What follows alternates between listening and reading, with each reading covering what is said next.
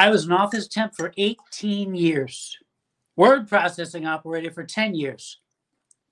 Then I got fired. Made some phone calls, found out nobody's hiring typists anymore. Why hire someone just to type? The trouble is, that's it. That's all I do. I type. The only thing I could transition typing into was clerical. My idea of filing is stick it in a drawer and hope it dies. Nobody's going to hire a male secretary, especially in his 50s. Makes people nervous. Too faggy. I was out of work for 2.5 years.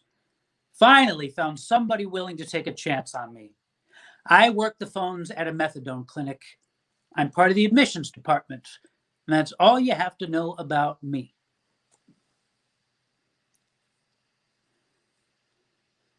My father can't figure out what the hell it is I do here. He's in sales. Everything's about marketing. So you're on the phone doing what? Selling methadone? No, I'm not selling methadone. So what are you selling? I guess you could say I'm selling assistance. He said, how do you sell assistance? What a bizarre question. How do you sell assistance? I didn't have an answer for that. But isn't that what all jobs come down to? I mean, basically.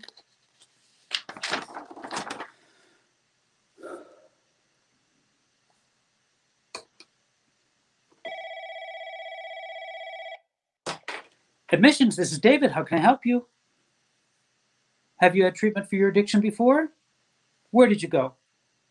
Do you have insurance? Let me take some information and see what I can set up for you. Name? Address? How old are you? Race? Marital status? Date of birth? Social security number? And a phone number where we can reach you.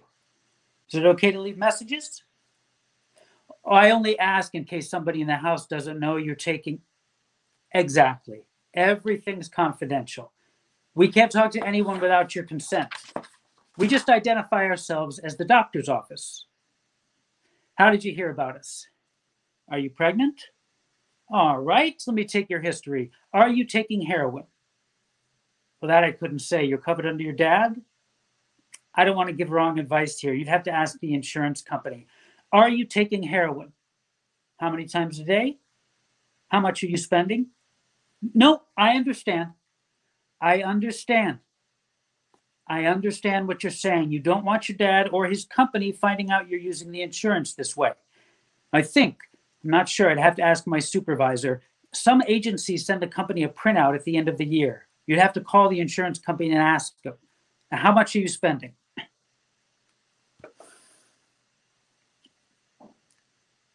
No, when you call them, you don't have to give your name. Call the number. It should be on the back of your card and tell them you're listed under your dad's insurance and you want to know if he or the company will get some kind of notice about... Okay? Great. How much are you spending? Sniffing or IV? Do you have track marks? When was the last time you used it? How old were you when you first tried it? And what was the longest you went without? Are you taking any other opiates? Oxycontin, Percocet, hydrocodone, methadone, morphine, codeine? Any benzos? Valium, Xanax, Ativan, Librium, Klonopin? Any cocaine? Any marijuana? Any alcohol? Wait. Let me take the information. Then after you hang up, call the insurance company. If you still feel nervous about this after you talk to them, call me back. My name is David. We can cancel the appointment. Okay? Okay? Do you smoke cigarettes? Any current medical problems? Do you have a primary care provider? Are you seeing a psychiatrist? Are you taking any prescribed medications? Are you currently on probation or parole? Any current or pending legal charges? Let me put you on hold for just a second, then I'll see what I can set up for you. 8:30 in the morning, she's sobbing. This shouldn't take too long. She's pretty focused. The whole process takes about 5 or 6 minutes. Well, 20 minutes with the story of their life. Thank you for holding. Do you have an insurance card? Do you have it in front of you? Policy number? group number, your dad's name, his date of birth, and his employer. Nope, we're not calling them. I just need the information. Is there an effective date on the card? Okay. It's a two-step process. First time you come in, you'll do a urine test, talk with a counselor, fill out all the paperwork. Medication starts on your second visit. We've got 2 locations, Loudon Street and Franklin Avenue, which would be easier. Next available slot we have at Loudon is, would you prefer something early in the morning or midday? I can give you Wednesday morning at 8:30. You'll be there about an hour and a half.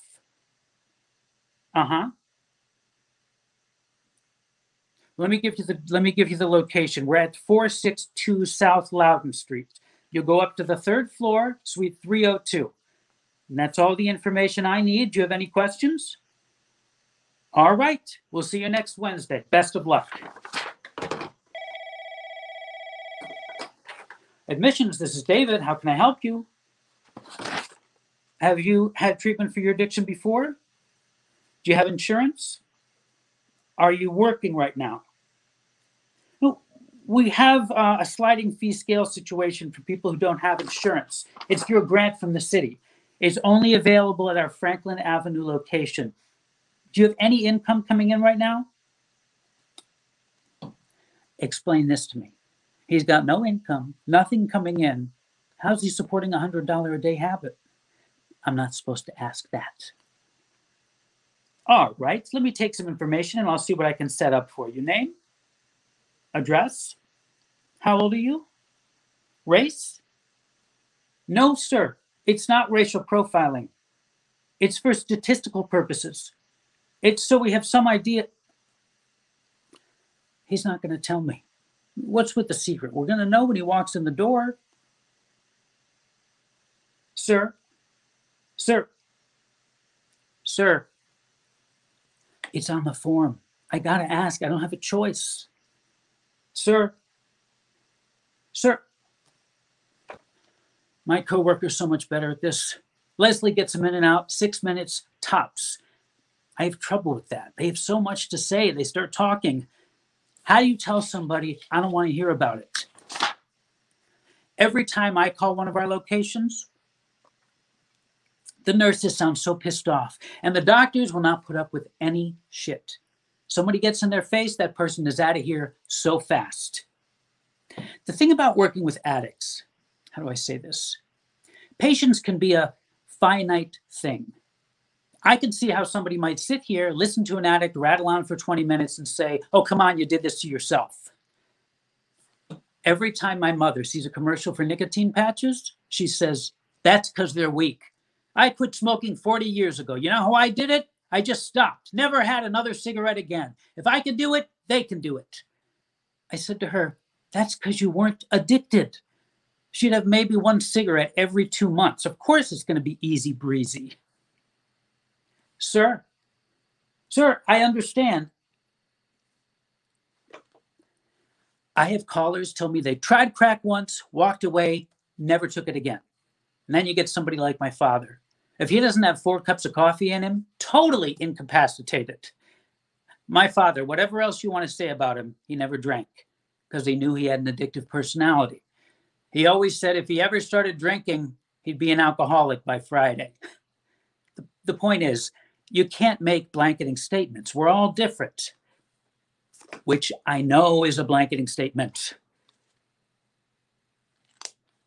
I'll be honest with you. I'm surprised I got the job in the first place. I have no experience in healthcare.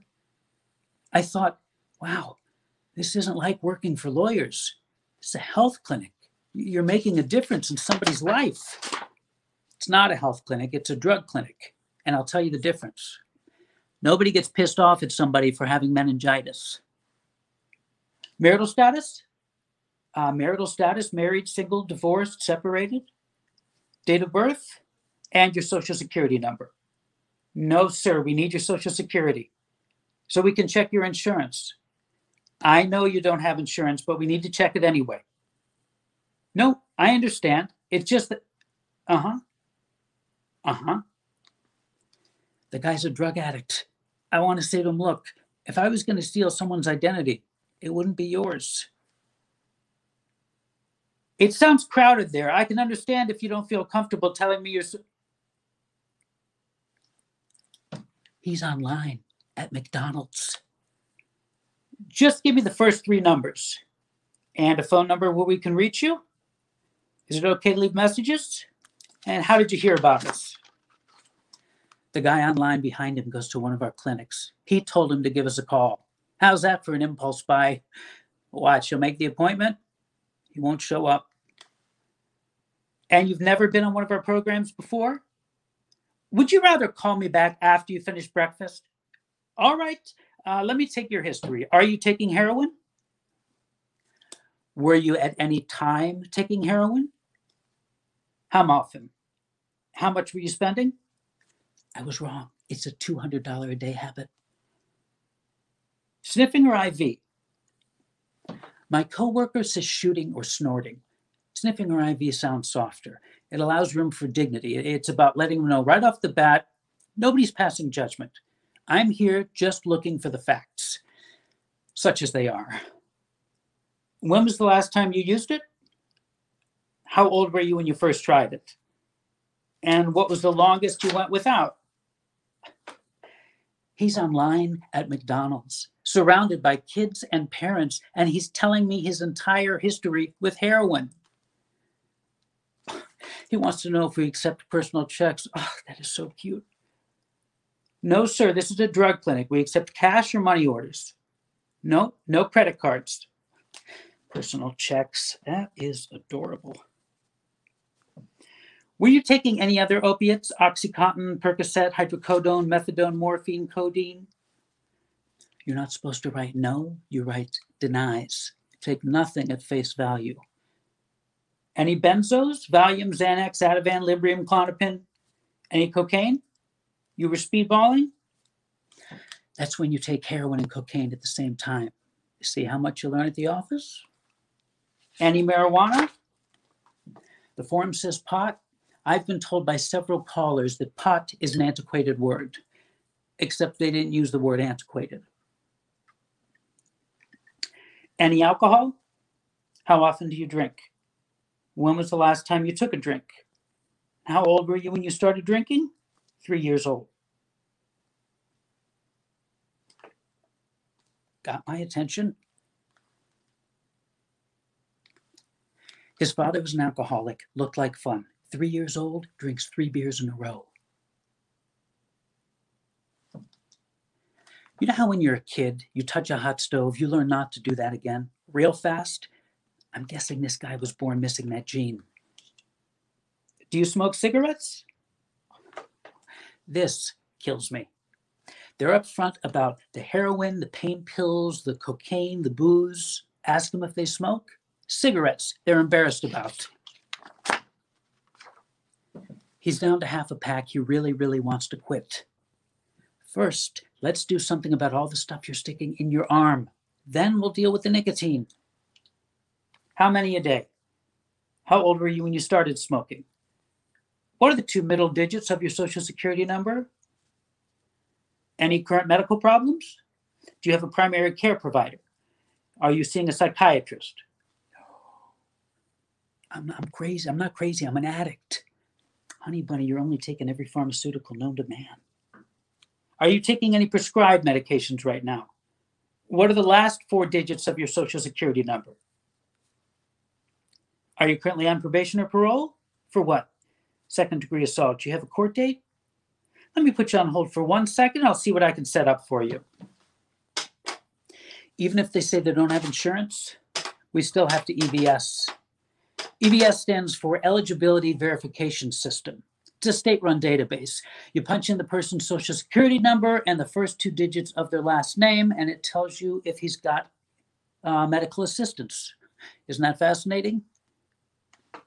Medical assistance is government-backed insurance for those who can't afford insurance. Wish somebody told me about this when I was out of work. Nope, I shouldn't say that. I figured, hey, it's going to be all right. You'll find another job any minute.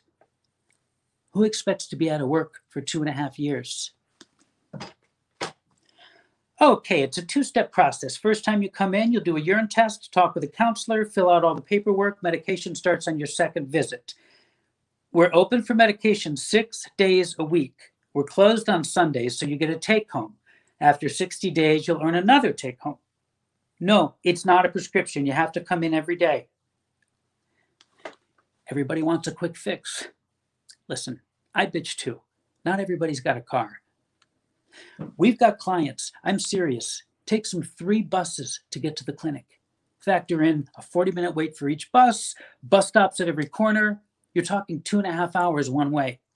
That's a 5-hour commute every day just to come in, get their medication, and leave. Try making a 5-hour commute every day with a couple of small kids when it's snowing hard. Don't think about it too long. It's debilitating. We don't have a choice. We got to do it like that so that the nurse can watch them take it at the window. That way we can make sure nobody's taking it and selling it out on the street. No, it's true. Sometimes they'll store it in their cheek, take it outside, spit it in a bottle, and sell it. And some moron will buy it. And here's the fun part. The guy who stores it in his cheek and spits it out, very often HIV positive. You'll be assigned a counselor. Well, we have a psychiatrist on staff. Next available appointment is Friday at 11. No, that's the earliest we've got. That's the earliest I've got. I can't do that.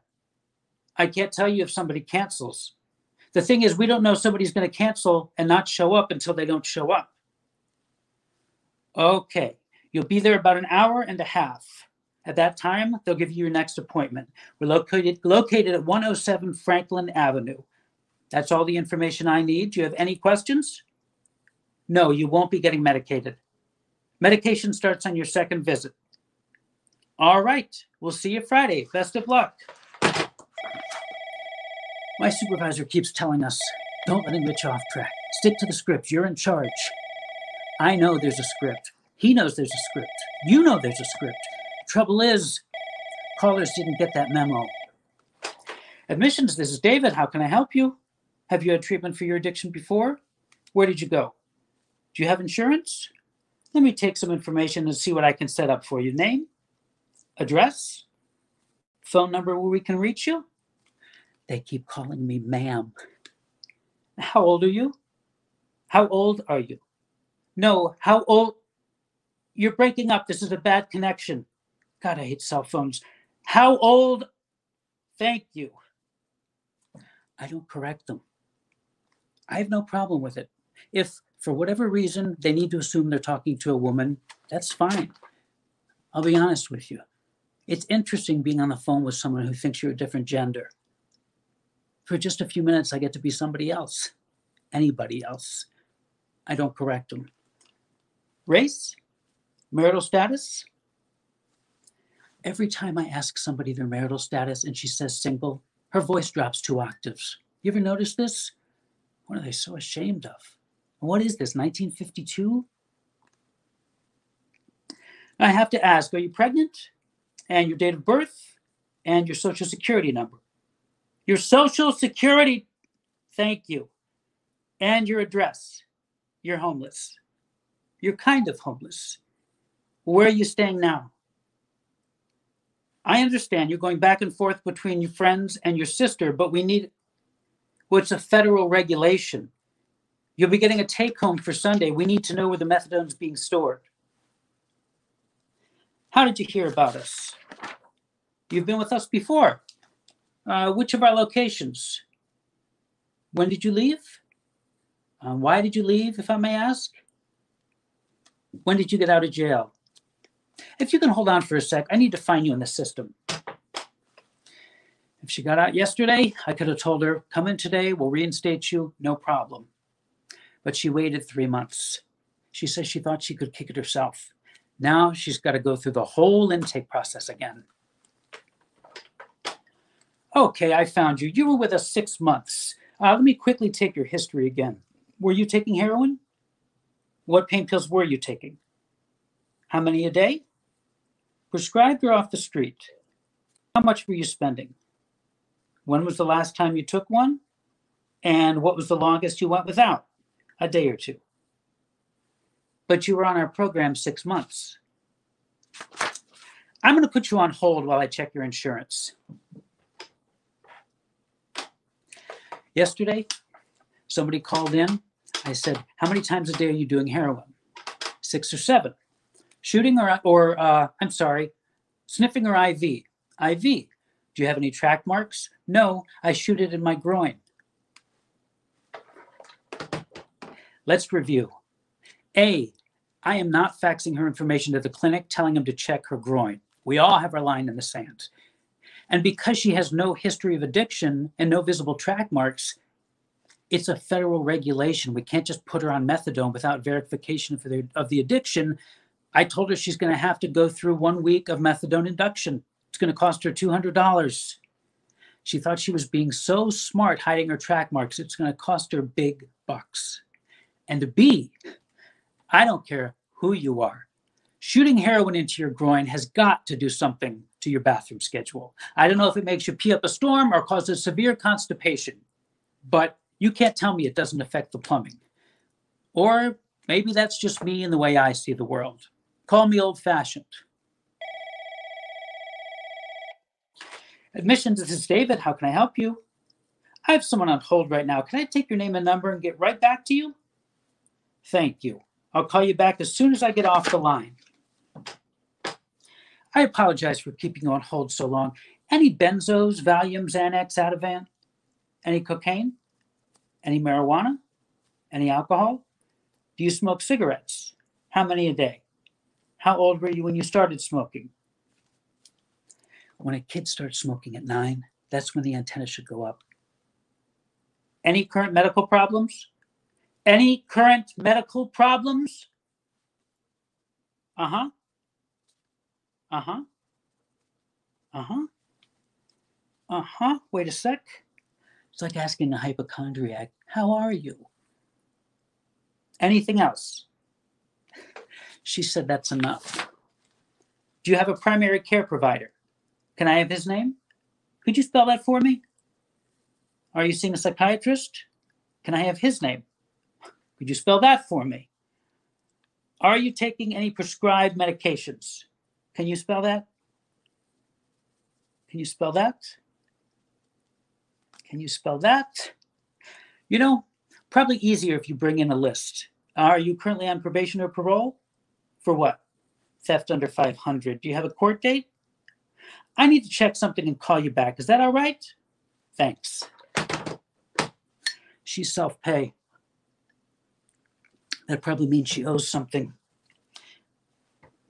She's got hepatitis C, HIV positive, thyroid, arthritis, asthma, disc problems in her spine, depression, bipolar, anxiety attacks, panic attacks, seizures, schizophrenia, restless leg syndrome, and acid reflux.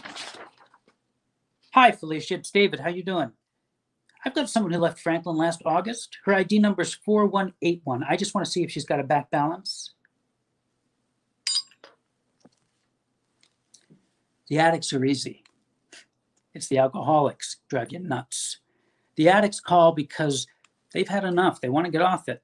The ones with alcohol issues call because they got arrested on a DUI. They're court ordered to get help. They don't have a choice. They're pissed off. They want to scream at somebody. Tag. You're it. I ask them, how often do you drink? Oh, I never drink. Sure. But you know what? I bet that's true. No, seriously. They're out someplace. They have 3 drinks. They get behind the wheel. Cop shows up out of the woodwork. The problem isn't they were drinking. The problem is they don't know how to drink. We've got a drug-free outpatient program for those on alcohol, marijuana, cocaine, anything non-opiate. Group therapy, that's basically all it is. My mom gave this to me when I started working here. I don't know what it is. It has inscribed on it, Tikkun Olam, repair of the world. Well, basically, I don't know if I'm getting this right. I'm just repeating what my mom told me. God created the world in 6 days. That had to be some rush job. So it's up to the rest of us to clean up the mess he didn't get around to fixing. No pressure. I got a call from one of our counselors. Why'd you set this guy up with us? What were you thinking? He doesn't need us. He needs Alcoholics Anonymous. Don't send me guys like that. Like I'm supposed to know. You think I know what I'm doing? Give us a call and one of our friendly, well-trained staff will help you. Well-trained. I had exactly a day and a half of getting talked at by my supervisor. I got a call from one guy. This was maybe 6 months after I started here. The guy's looking for help with marijuana. Up till that point, all the calls have been heroin addicts. I wasn't thinking in terms of drug-free treatment. I almost put the guy on methadone. One screw up, I could destroy somebody's life. 48 to 52% of the callers don't show up for their appointments. I mean, you got to understand, it takes a lot of courage to call somebody up and say, I need help. Very often, by the time the appointment rolls around, courage gone. 48 to 52%. I'll tell you what's exhausting about the job. It's, what's the word I'm looking for? Sisyphean. It's very Sisyphean. Just when you're finishing one phone call, ring, or worse. I'm on the phone with the caller. There's this tiny pinprick of light at the end of the tunnel. We're almost done. Ring, ring, ring. How do they do that? How do they know I'm getting off the line? You got to watch the rock slide back to the bottom of the mountain and start all over again. Admissions, this is David. How can I help you? A friend emailed me, what are you bitching? You're saving lives. Somebody called in yesterday. Mr. Medication wants to know if she can still come in. Slurring her words something awful. And this from someone we've been helping for 3 years. Explain this to me. How are we helping? Who are we saving?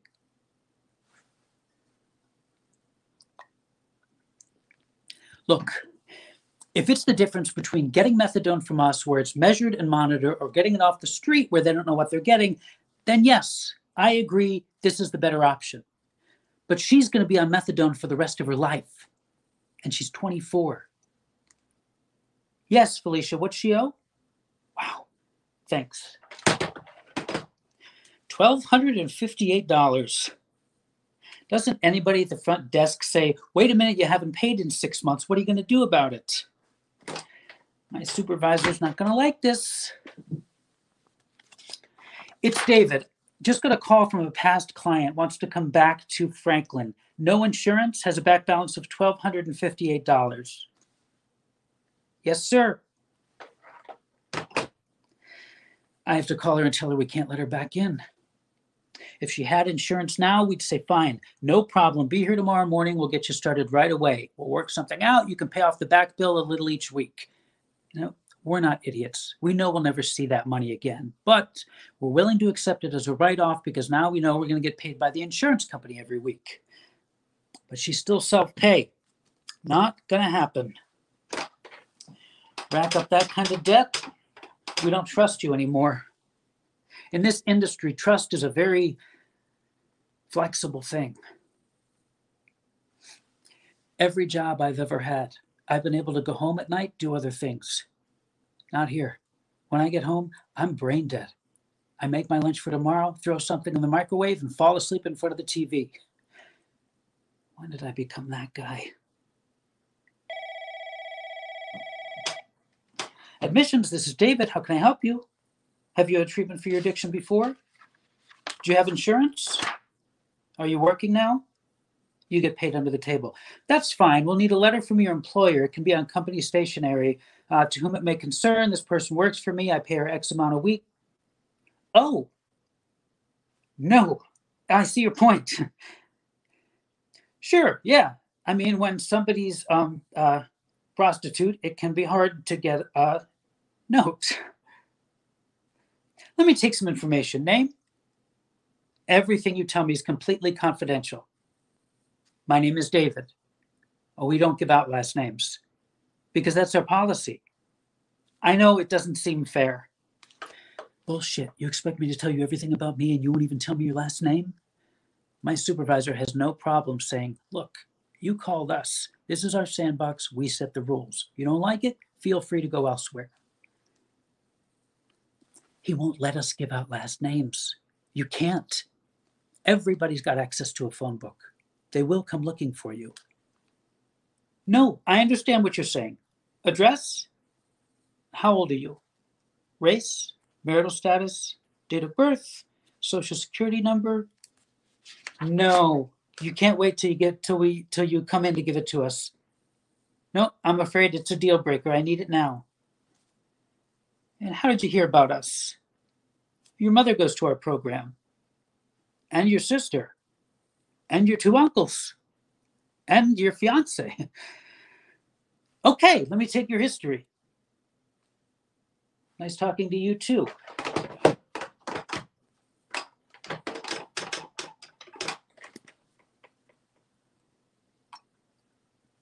Hi, is this Milton? Hi, this is David from admissions. You called a few minutes ago. I'm sorry it's taken so long to get back to you. You're looking for treatment? I'm sorry, I have to put you on hold. Admissions, this is David. How can I help you? You missed your appointment and you're looking to reschedule. Let me check the calendar. Which location were you? Next available slot is next Monday. No, you can't come in today. We're all booked. I'm sorry, we can't squeeze you in. Next Monday is the earliest we've got. Next Monday is the earliest we've got. I can give you 8 o'clock or 10 o'clock, whichever's good. Whichever's good for you. Shotzi, I'm not the one who has to be there. Yes, sir. We'll see you Monday morning at 10 o'clock. He overslept. Woke up, took a look at the clock, rolled over, and went back to sleep. Can I still come in today? No. This is a doctor's office. They don't seem to realize this. Try that at the dentist. They'll tell you the next available appointment is 5 months from now. And they'll charge you $120 for missing the appointment. I deeply apologize for keeping you on hold so long. Have you had treatment for your addiction before? Where did you go? I'm sorry, I have to put you on hold. Admissions, this is David. How may I help you? Which location are you going to? Wants to know if his appointment is tomorrow or next week. Neither. You were supposed to be there this morning at 9. You were scheduled for the 14th. Today's the 14th. No, the 14th. That's when you were scheduled for. You were scheduled for today. Today is the 14th. No, today is the 14th. I'd be happy to reschedule you. No, you're right. Your appointment is for the 14th. Today's the 14th. I'm looking at a calendar. Today's the 14th. The earliest I can give you is next Monday. I have nothing earlier. I can't do that. We never know who's going to cancel until they don't show up. I can give you 8 o'clock. No problem. See you Monday morning. I need something right away. That's his 3rd appointment. First time he called us was 5 weeks ago. If he'd have kept his first appointment, he'd be medicated by now. I deeply apologize. Can I have your last name? Do you have insurance? Sorry, I have to put you on hold. Admissions, this is David. Hello? She's got the phone to her ear and she's talking to somebody else. Hello, this is David. Yes, this is admissions. Are you looking for treatment? Is your boyfriend there right now? No, we have to talk directly to him. I'm sorry, we can't take the information secondhand. We need to talk to him. Because making the call himself is the first step towards taking responsibility. Every third call is from a woman trying to get treatment for her boyfriend, her husband, her son, her cousin, whatever. And the guy's standing right there. Why do guys think that women are their personal secretaries? Yes, have him call this number. My name is... Fine. Love you too. I deeply apologize. Race? I'm sorry, I have to put you on hold again. Admissions, this is David. How may I help you? I'm sorry, I can't understand what you're saying. Which location are you going to? When did you leave? When did you leave? Hold on a sec. Let me see if I can find you in the system. I see you were discharged due to misconduct. Do you remember why you were detoxed? This says you were selling outside in the parking lot. No, sir. If that's what it says, that's why you were discharged. You were selling benzos in the parking lot. Are you still taking benzos? Sir, I can barely understand you. You're slurred. Sir, wait.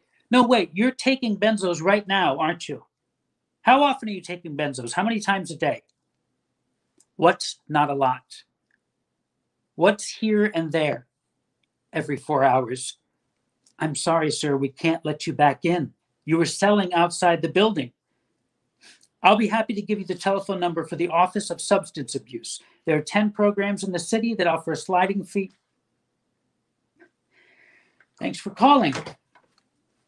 We have to be so careful. The doctors could lose their license. Do something stupid like sell drugs out in front of the building. Expect to be detoxed. Toot sweet.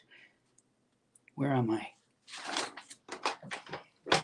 I deeply apologize. How old are you? 37. Race? Marital status? Date of death? Birth? Date of birth? First time anyone ever gave me a blank look over the phone. I deeply apologize. Admissions, this is David. What can I tell you? How can I help you? I apologize.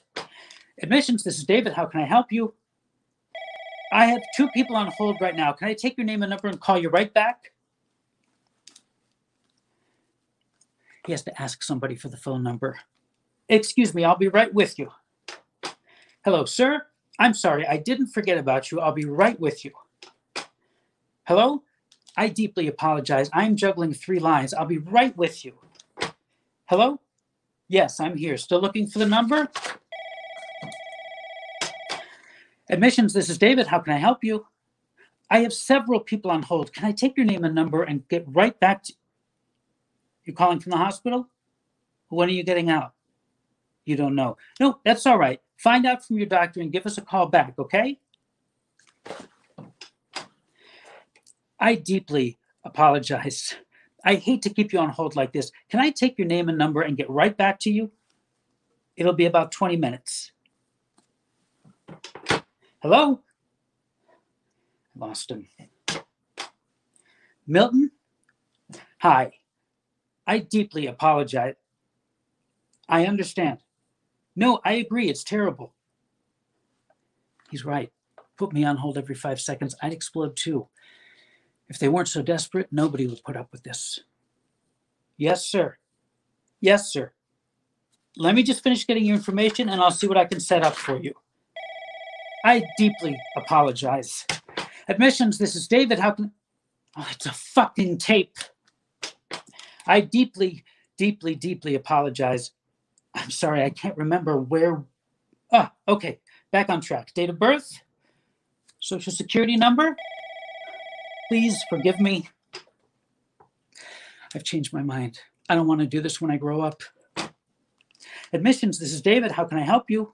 Can I put you on hold for just a second? Hello? Sir? Milton? He'll call back. Hello? All right. Are you looking for treatment? Have you had treatment for your addiction before? Where did you go? Do you have insurance? Any call that begins with, let me tell you how it started. I don't get it. They feel this need to tell me why they're addicted, how they got addicted. It's important for some reason that I understand how they got addicted.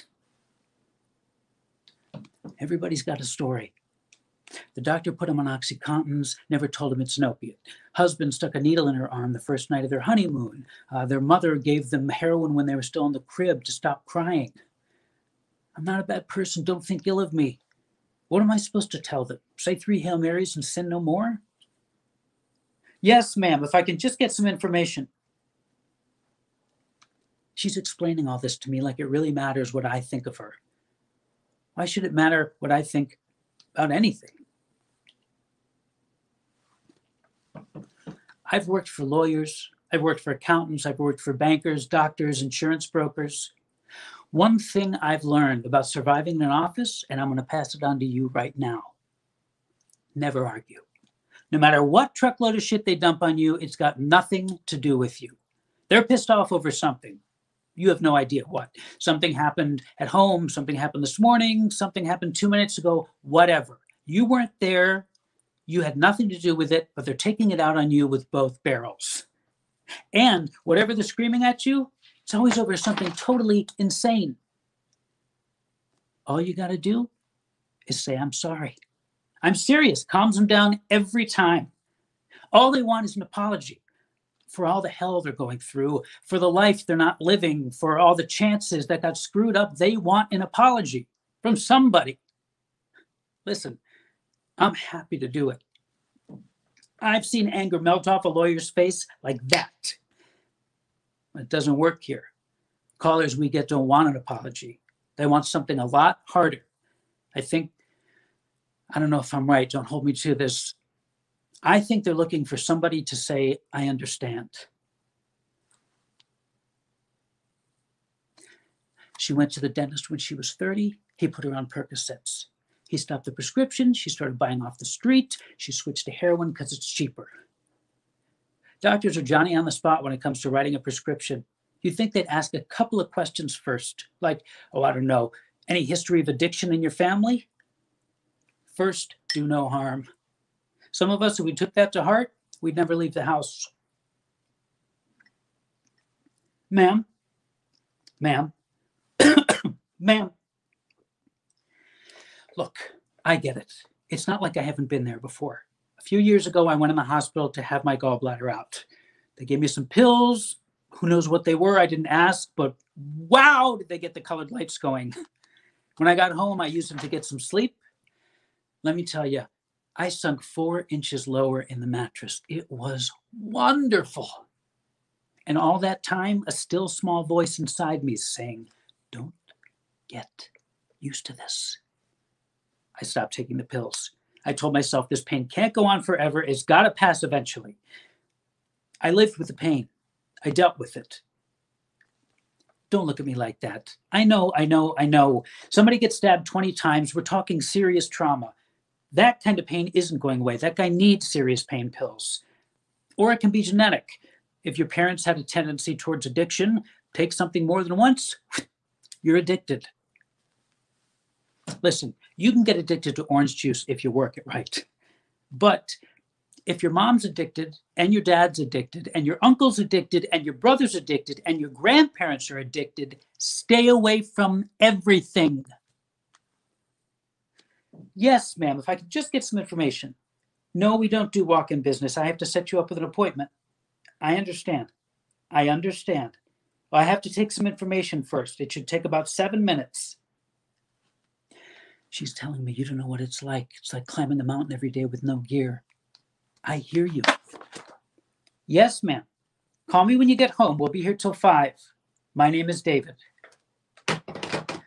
She won't call. Admissions, this is David. How can I help you? Oh, yes, sir. I remember you.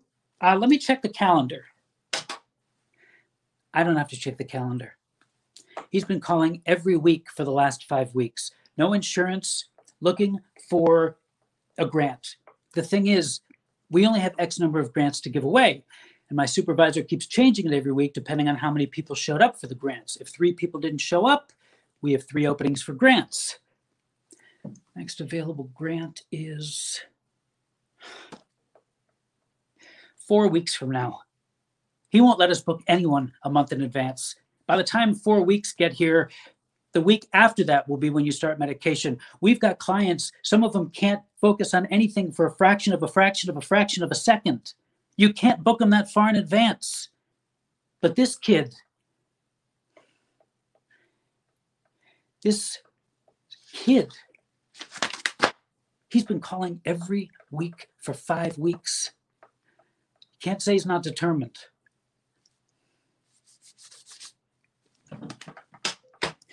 Joey, hi. Okay, you've been so patient with us. We're all out of grants right now, but let's go ahead and schedule you. If my boss finds out, he's going to kill me. You're welcome.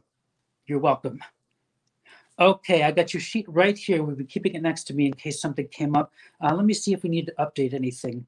You didn't give me an address. You're homeless? Is there an address you occasionally stay at? You live in a tent.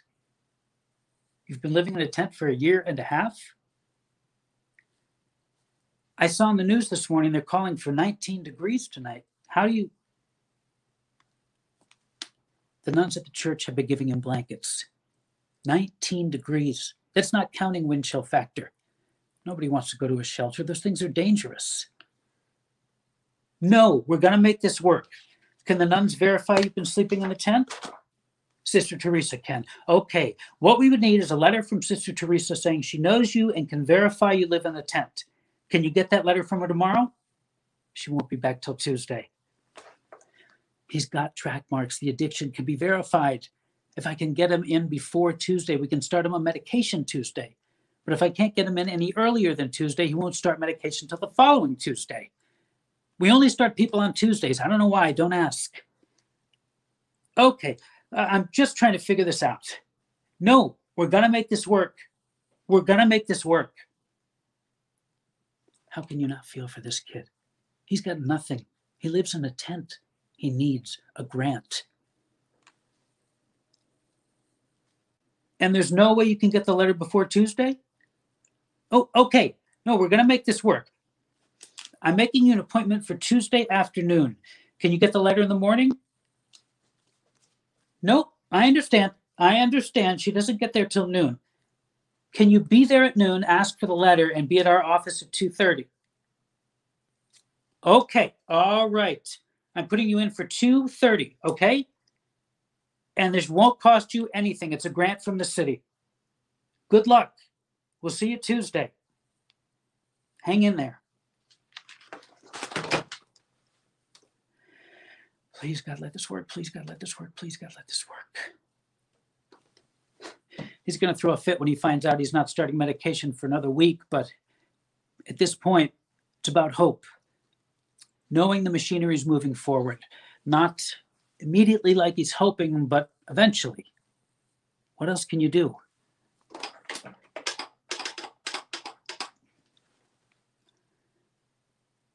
Hi, is this Heather? This is David. You called a few minutes ago?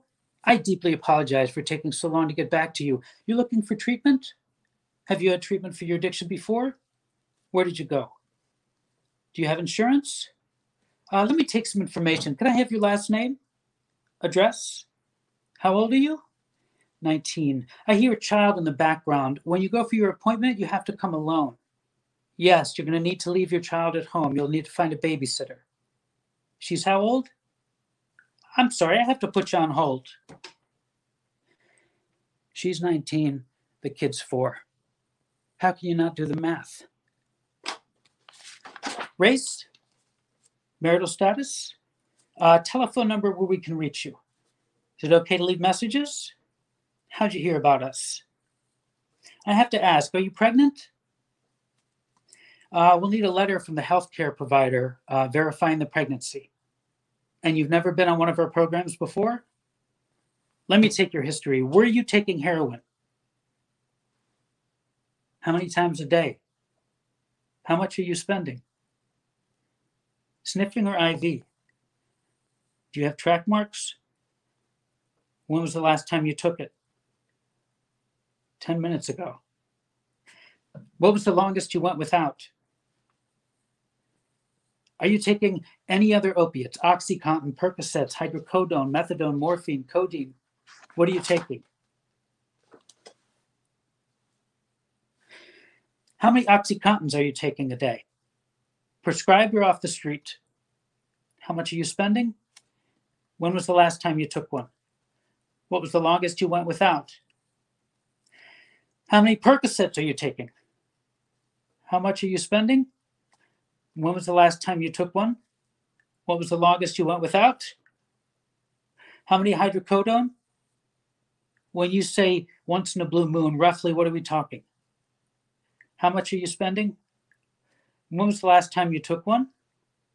What was the longest you went without? How much methadone? Oh, you're taking Suboxone. You shouldn't take Suboxone when you're pregnant. It's bad for the fetus. She won't take methadone. She doesn't want her baby born addicted. Oh, darling, that ship has sailed. Any morphine? Only when you can't find Percocets or Oxys? Codeine? That's a dunk.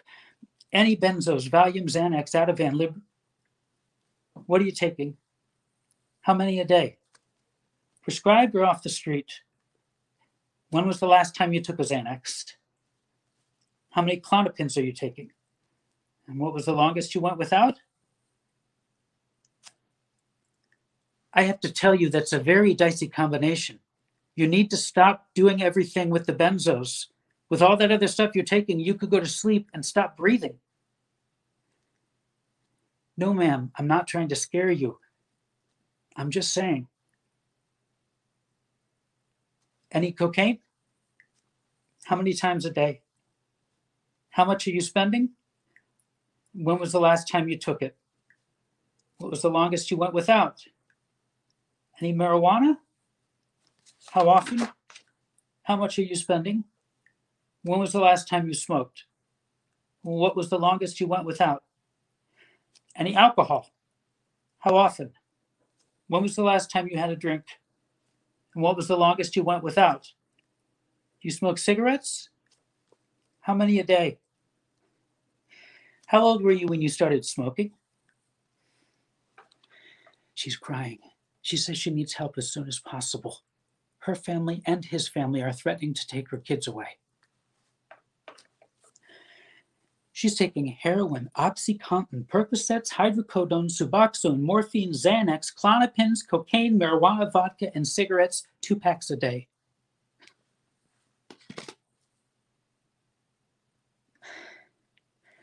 Ma'am, I will come to your house and personally take your kids away myself. Any current medical problems? Do you have a primary care provider? That means a main doctor you go to. Who's your OBGYN? Are you seeing a psychiatrist? No, that's okay. We can help you with that. We have a psychiatrist on staff. Are you taking any prescribed medications? Prenatal vitamins. Anything else? Are you currently on probation or parole? Do you have a parole agent? Let me put you on hold just for a second, then I'll see what I can set up for you.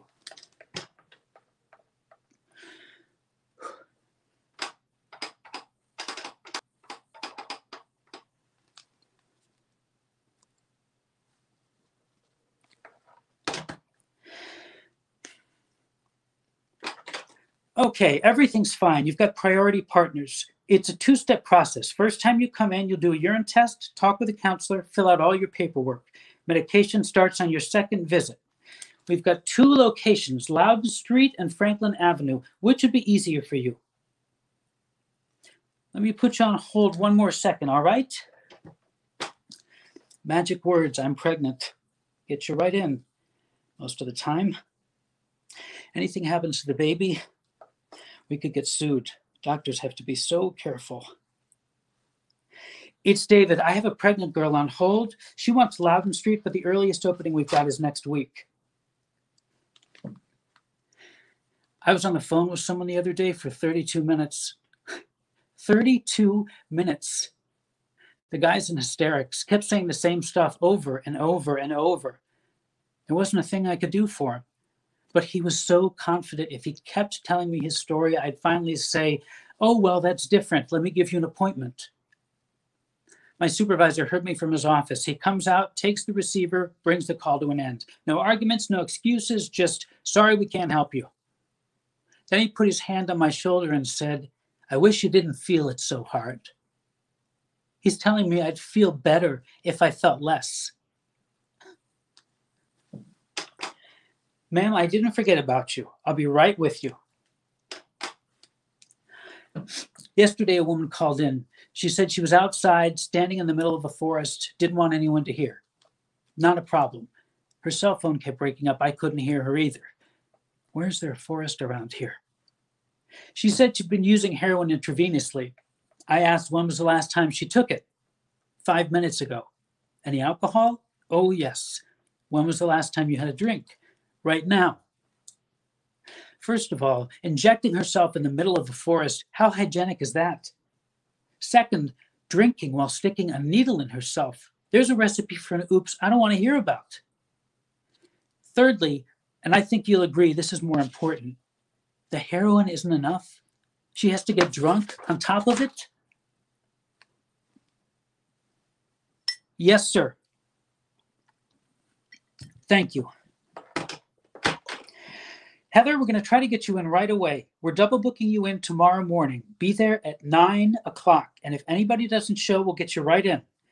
We're located at 462 South Loudon Street. You'll go up to the third floor, suite 302.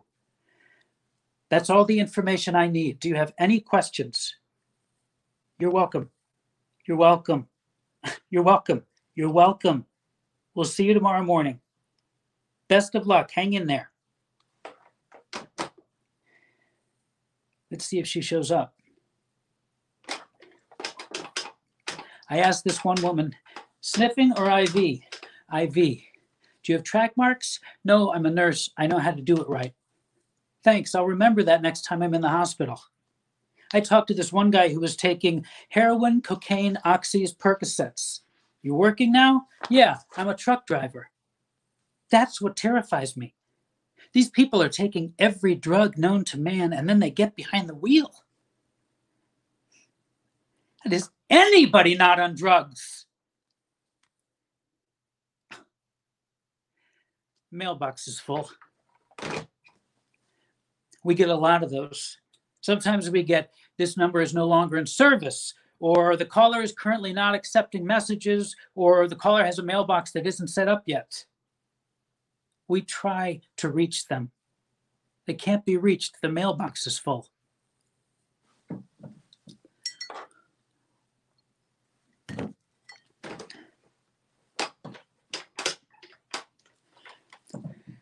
Hi, I'm returning your call. This is David. How can I help you? Yes, ma'am. I can reschedule you. Which location are you going to? I'm so very sorry. I can give you something for next week. How's 1 o'clock on Thursday? All right. We'll see you next Thursday. Her daughter saw her boyfriend get killed, hit by a bus. The daughter's on suicide watch. She can't leave her by herself right now. Can she reschedule? My boss would say, don't believe a word of it. It's all bullshit. Whatever gets you through the night.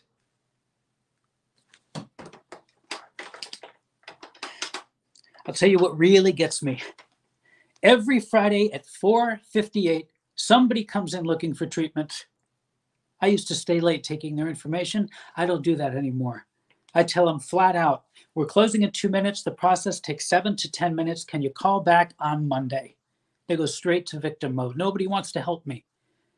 We're here to help you, but not at 4:58 on a Friday. Never call any company at 4:58 on a Friday. You will not get sympathy. Hi, Tamika. It's David. I'm just calling with a heads up. We've double booked a pregnant girl for tomorrow at 9. I'll fax you the information right now.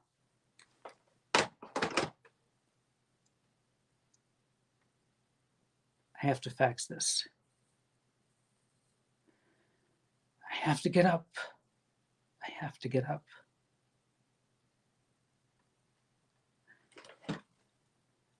I think the worst call I ever got, this young woman called. I said, how old are you? 27. Do you have insurance? No. Do you have any income? Yes. Survivor's benefits. She told me how much she was getting. Too much for a grant, but not enough to afford this and take care of herself. I said, are you sure about this? She said, yes. She had to do this. She had to make this work for the sake of her daughter. Fine. Are you taking heroin? Yes. How old were you when you started? 23. Any benzos? Yes. How old were you when you started? 23. I said, do you have any medical problems? She said, yes. Post-traumatic stress disorder. I was in bed with my husband and he shot himself. It's easy to say that it's genetic or no discipline or whatever. But I'll tell you something. If I was in bed with somebody and they shot themselves, I'd go straight to drugs pronto. After I hung up, I went to the men's room. I had to. I had to stand in a stall, and I got a call from someone a few weeks ago. It was a Friday, 4:58. And she's telling me, please, I need help. Please. I'll come in whenever you say. I'll come in right now. I need help. I'm sorry we can't bring you in right now. The clinic's closed. Please, please, please, please, please. The soonest I can get you in is Tuesday. You don't have anything sooner, and I won't be able to start you medicating till the following week. I need something now. Please, I'm in tremendous pain. Please, please. Ma'am, it's 2 minutes to 5. There's nothing I can do for you right now. I didn't know it was that late. Yes, ma'am.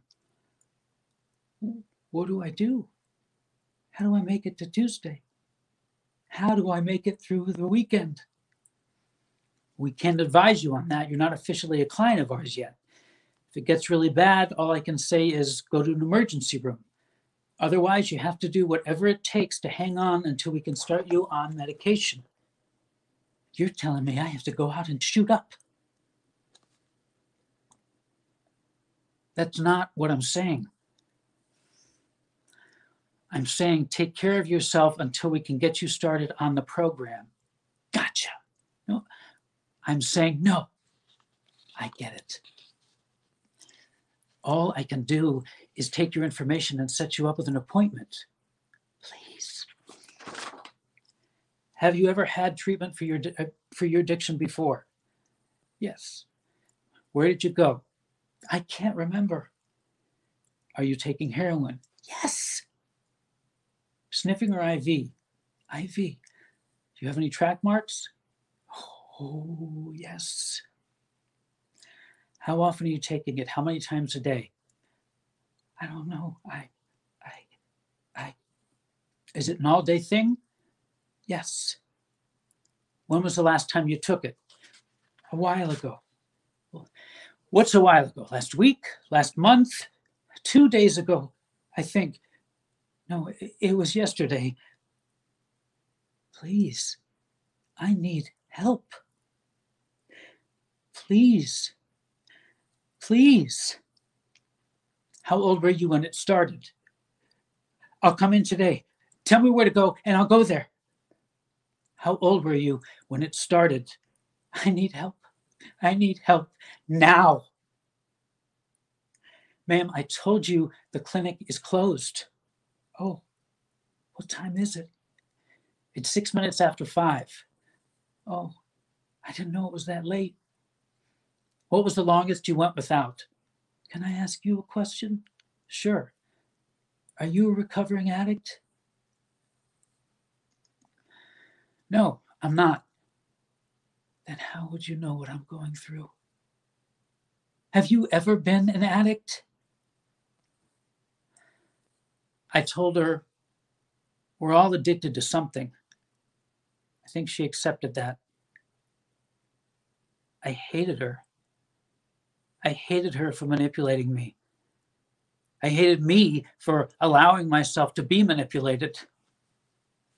I gave her an appointment for the following Tuesday. She didn't show up. I called her to see if she wanted to reschedule. The mailbox is full.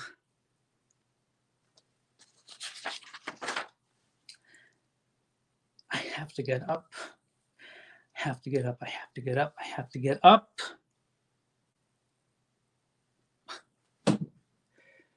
My next job will not involve telephones or the public or the insurance industry. I'm 55. Where can I go? Who's going to hire me? I keep telling myself I'm lucky to have a job. I'm very lucky to have a job. I was at the dentist last week. He asked me what I do for a living. I told him. He said, "What led you into that kind of business?" I said, "It's not like I had a choice." He said, "It takes a special kind of person to do that." I don't think I'm that person. And if I'm not that kind of person, what kind of person am I? I'm not going to lie to you. I'm not altruistic. I never was. I need to work. I need to pay my rent. I have bills. I have debts. I need to feed myself. It's a survival thing. Psychologists, psychotherapists, social workers, guidance counselors, they go to school. They get a degree in this, dealing with people in extreme pain. Here's what I think, not that anybody asked. I think in a job where empathy is all you've got to work with, eventually you have to ask yourself, what is empathy? Is it part of the basic human package? Or is it something we learn? Is it like an endless well we can tap into? Or does it get burnt out under enough pressure? I guess what I'm asking is it possible for somebody's emotional pilot light to be snuffed out? And if that's the case, how much time and rehabilitation does it take to get it back?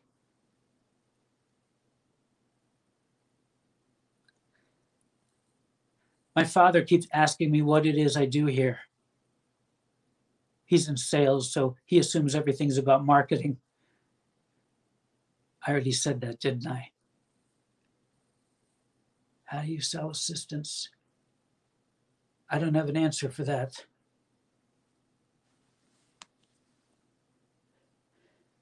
Explain this to me.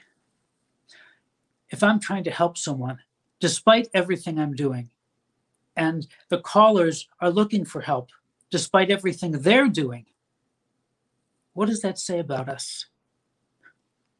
And we wonder why it took man millions of years to crawl onto dry land. I want to believe there is in each of us something. What am I trying to say?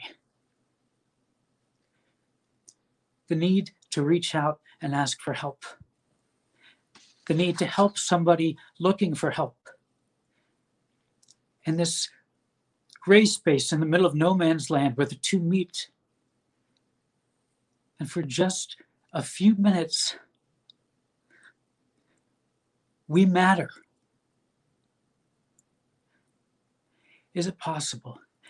Is it possible that form follows function? Is it possible that we change shape to accommodate the job? What does that say about us? What does that say about the job? Tikkun Olam, repair the world.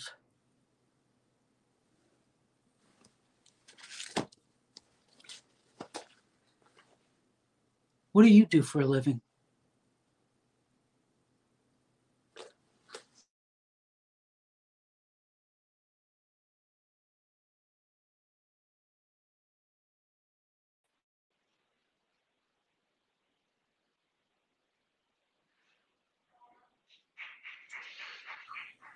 Hello, everybody. Thank you so much for tuning in to Repair of the World as a part of the Red House New Work Festival. John, great job with the reading. Thank you. How did you feel about the process of doing the reading over Zoom, like is the new world for us? Well, it's a very difficult process, I think, because you, as an actor, you're used to relying on, I could say I'm used to relying on a scene partner or something, but really you can make the camera your scene partner, so that works out that way. I think the feedback from the audience that I'm not getting is what makes it really difficult. Because when you're on stage and you're performing, you know what's working, what's not, you sort of feel your way through the show. And with this, you just sort of have to jump on and go and, whatever happens, happens. So it was a challenge, but it was a good challenge. Yeah, I mean, I really think this is a really interesting play by Paul Sample, and he in our rehearsal process was very much like a dramaturg, because this play is semi-autobiographical in a way, and unfortunately he couldn't be here with us because of some technical difficulties, but he was there at every rehearsal, helping And he us was through the way. great. And what so He would do things. He would say things like, "Hey, John, will it be easier on this line if I cut this word or if I change this word?" So he was really a good part of the process, which was nice.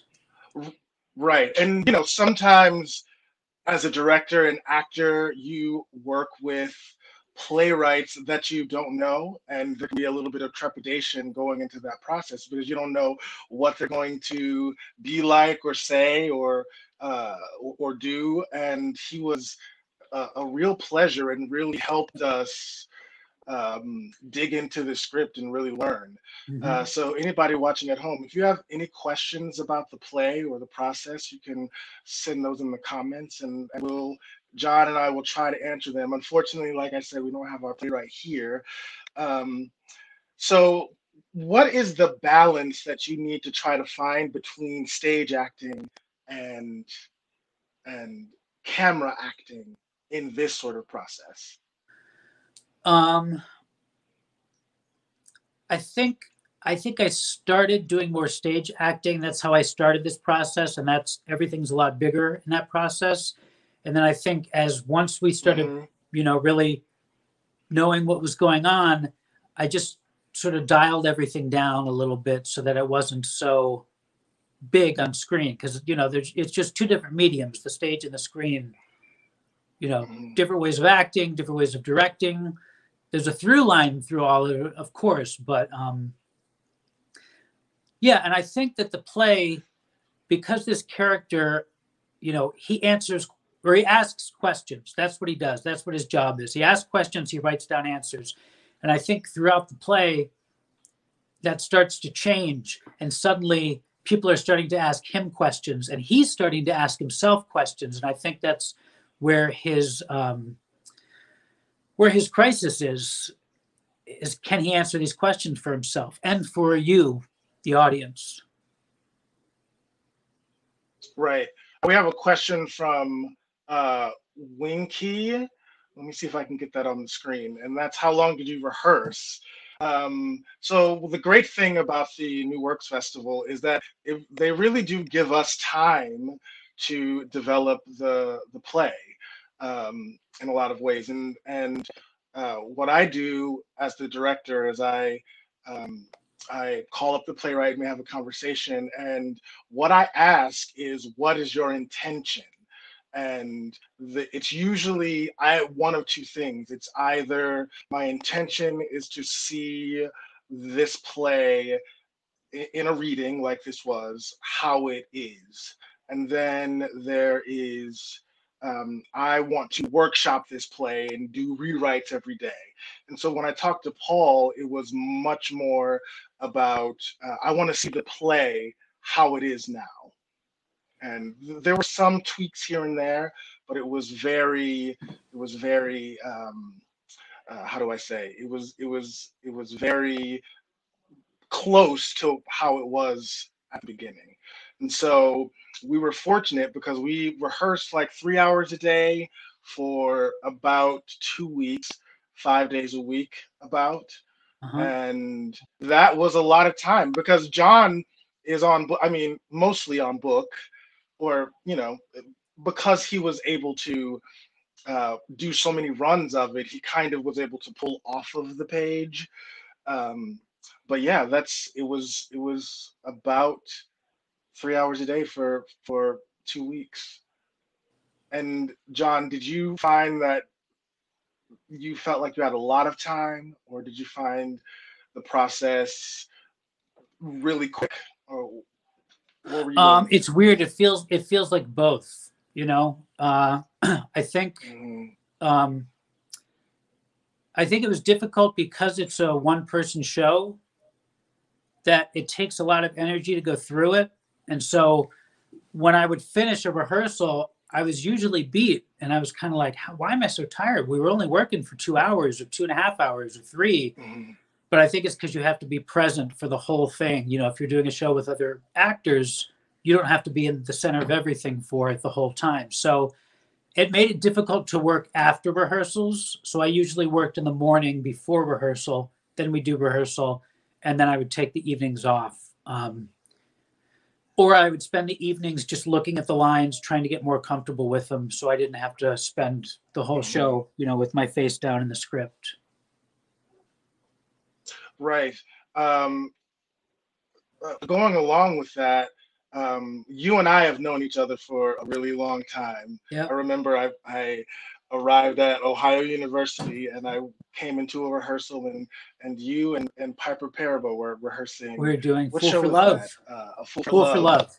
Yeah. Yes. So you're one of the first people I met. And so what was great about the process is that because I know you so well and because we speak the same language, we Yes. were able uh, to move through a lot of the moments without a lot of back and forth. So what was that like working with It was you and great. I have been on stage together for so long. Yeah. Yeah. I mean, it's great because, you know, once it's like when you have a really good friend and you know, there's certain things you don't have to say between each other. You know what I mean? It's just sort of a given. And so I've never worked with you as a director and an actor before, but because I know how you approach acting roles, that gives me an idea of how you're approaching directing roles. Mm-hmm. We've done enough shows together, you know, or have a Mm-hmm. good idea of what I'm capable of doing or not capable of doing. And so it's easy to make it really easy to jump right in and just say, all right, let's do it. Whatever happens, happens, you know, take some chances. And if Tamar doesn't like it, he'll tell me and it won't be a big deal. I won't take it personally, you know? Right. So it was Mm-hmm. great. What another question? Yeah. Another question is what did you learn about the play as you worked on We talked about we you brought this up in a couple days ago about what's the moment that this character, if you could only have one moment that he wants the audience to see, what moment is that? And so I was going through the script trying to find out what that moment was, and it really did feel like there were multiple moments. it? Mm-hmm. And not that that's a bad thing. I think then as an actor, you just choose one of those moments. But I learned that I could memorize a one-man show because I didn't spend forever memorizing this, and I was pretty well off book. So that made me Have you ever happy. done one? Have you ever done a one-man show? I did a show called The Santaland Diaries by David Sedaris. Mm-hmm. Mm-hmm. I did that in Miami. And that's about a 34-year-old guy who gets hired as an elf at Macy's. That was fun. That's so much fun. Yeah, the part of the play that really sticks out to me is the moment when, and we discussed this, the moment when David says, "We matter," Right. and that, yeah, and that "we matter" is motivating enough, I think, for the character to do this day in and day out. Right. Right? So it's a really powerful play, and I really wish we had Paul here to Me talk too. more about the play and less about the process. But again, it's a wonderful play. He's a wonderful writer. I see a friend here, Daniel Marcus, writes, John, that was a really powerful progression and how you let the play sneak up on you and us when you ended up was the last place you ever would have wanted to go when you picked up the phone. So, Thank you. uh, yeah, that's a great comment. Yeah, very nice. Thank So you. I'll let you go, John. But it's really wonderful to work with you as always, And and I'm you. sure we'll see you again at Red House. Yeah, wonderful job, and again, this is a wonderful play. And look, if anyone has questions or comments about the play, or just want to, send Paul a note, go ahead and email the Red House and we'll try to get that to Paul because I think he is really sad that he couldn't be here because of technical problems today. Um, and would love to hear that feedback from everybody. Yeah. You can email me. My email is tunderwood@theredhouse.org. Thank you so much, John. Thank you. Um, and we will see you soon. Thank you, Yeah. everyone. Bye. So I am, thank you. So I am the Associate Director of Artistic Programming at Red House uh, now, and I wanted to talk about our next program, which is a reading series surrounded with Black History Month. We're calling it the Black History Reading Series.